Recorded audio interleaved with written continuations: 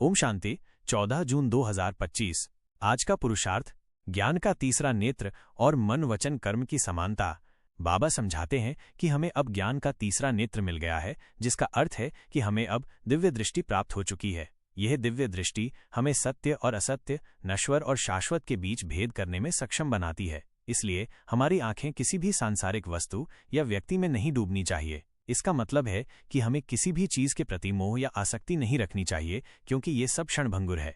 इसके साथ ही बाबा इस बात पर जोर देते हैं कि हमारे कहना, सोचना और करना, मन वचन कर्म तीनों समान होने चाहिए। ये सबसे महत्वपूर्ण बिंदुओं में से एक है। इसका तात्पर्य है कि हमें जो हम सोचते हैं वही बोलना चाहिए और जो हम बोलते हैं वही करना चाहिए। हमारे विचारों, शब्दों और कर्मों में कोई विरोधाभास नहीं होना चाहिए। ये हमारे जीवन में ईमानदारी, पारदर्शिता और संतुलन लाने के लिए आवश्यक है। जब हमारे मन, वचन और कर्म एक समान होते हैं तो हमारी आध्यात्मिक शक्ति बढ़ती है और हम अपने लक्ष्य की ओर अधिक प्रभावी ढंग से बढ़ पाते हैं।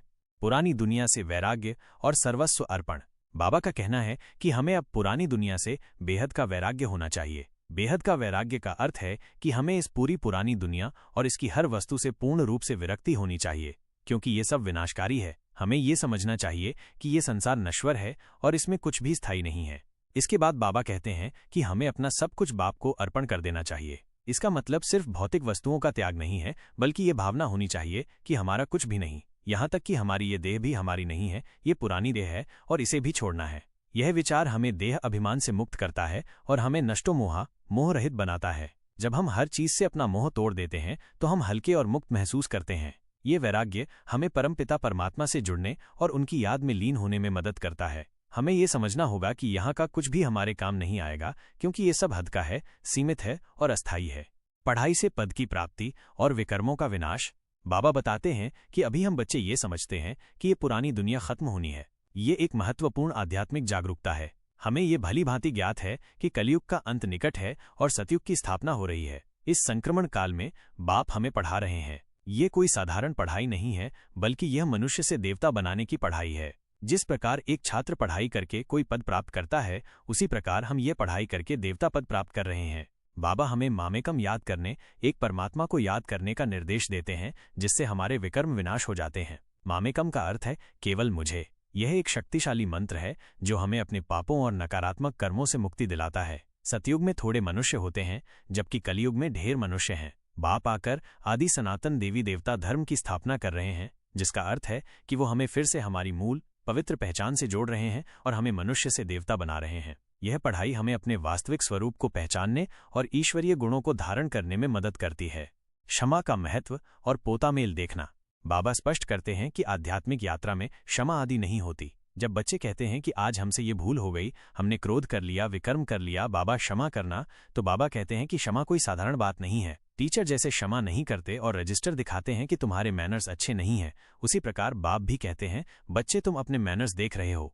इसका गहरा अर्थ ये है कि आध्यात्मिक उन्नति के लिए हमें अपनी गलतियों और कमियों को स्वीकार करना होगा और उन्हें दोहराने से बचना होगा। हमें प्रतिदिन अपना पोतामेल देखना चाहिए। यह एक प्रकार का आत्मविश्लेषण है। हमें ये जांचना चाहिए कि क्या हमने किसी को दुख तो नहीं दिया, किसी को तंग तो नहीं किया। ये हमें अपनी त्रुटियों के प्रति जागरूक करता है और हमें अपनी आदतों को सुधारने के लिए प्रेरित करता है। बाप हमें शरीर निर्वाह अर्थ कर्म करने की अनुमति देते हैं, लेकिन साथ ही उनसे समय निकालकर बाप को याद करने पर भी जोर देते हैं। ये हमें कर्मयोगी बनने के लिए प्रेरित करता है, जहां हम अपने कर्तव्यों का पालन करते हुए भी परमात्मा की याद में लीन रहते हैं।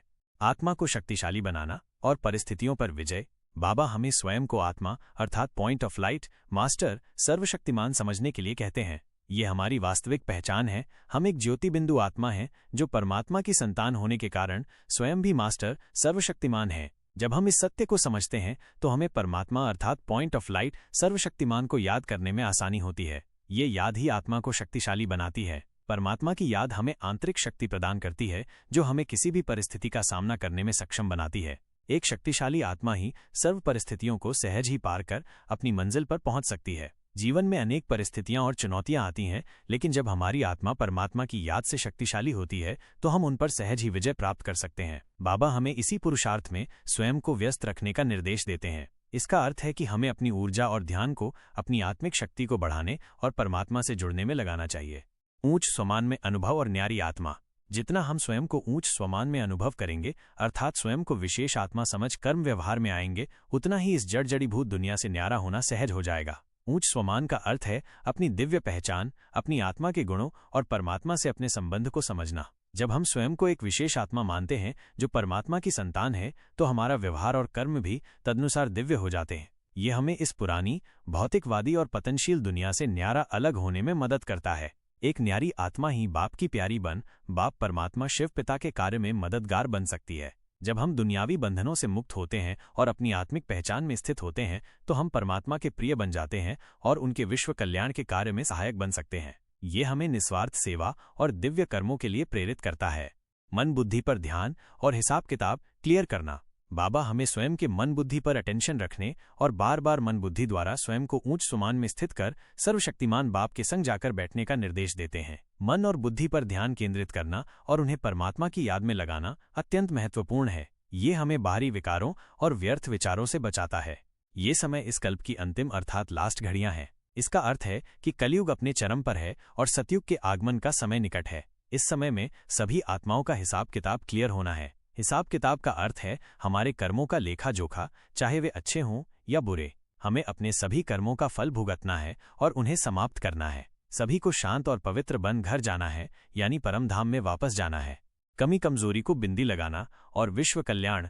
परंतु घर जाने से पहले हमें अपना हिसाब किताब क्लियर कर अपने अनादि स्वरूप में स्थित हो बाप के संग बैठ विश्व कल्याण का कार्य करना है। इसका मतलब है कि हमें अपनी कर्मों की फाइल को साफ करना होगा और अपनी मूल शुद्ध आत्मिक अवस्था में लौटना होगा। उसके बाद परमात्मा के साथ मिलकर हमें विश्व कल्याण के कार्य में योगदान देना है।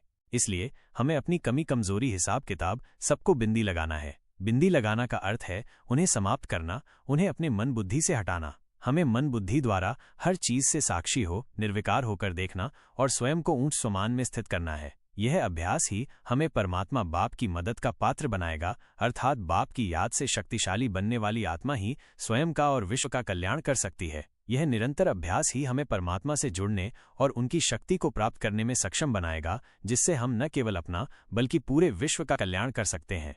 अच्छा, ओम शांति।